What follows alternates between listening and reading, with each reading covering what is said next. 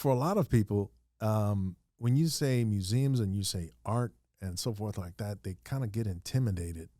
And what I like about what you're saying is you're trying to sort of be part of the community, not sitting outside of it, maybe sitting up on top of a pedestal or something, and people feel like they're not capable of reaching Yeah. an understanding about what's going on in there. It sounds like you want to be a part of the whole conversation.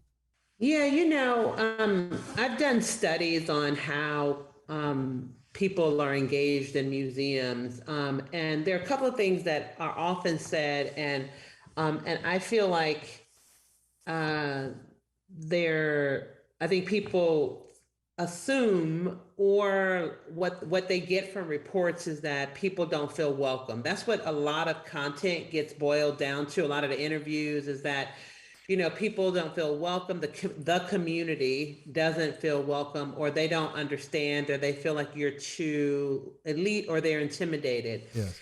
And then when I have gone beyond the report and into the comments of many of these reports that I myself have commissioned at times, what is really being said, or when I'm in interviews or in conversations with people, is that it's not that people are intimidated. They're just not interested in what you're presenting at times. Ah.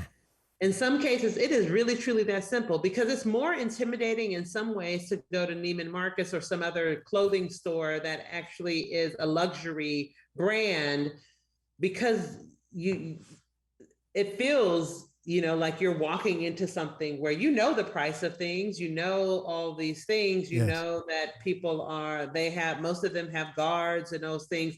But our people of color, people in general, people that are from varied backgrounds, make their way to those stores. Yeah. If for no other reason, just to window shop, you know what I mean? But we make our ways to those stores. And we also will save our money to buy the thing that we really want. And so if we translate that idea into cultural practice or into museums, there's a reason why people sometimes don't consume some of the things that are happening in cultural institutions.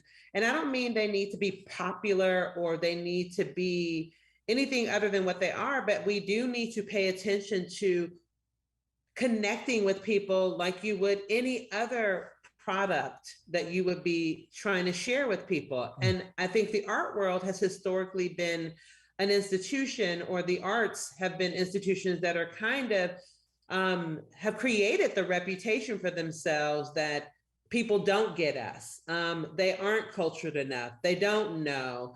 They think, and I think that creates a safety for a lot of people that are functioning in these spaces, because it creates a hierarchy and a specialization.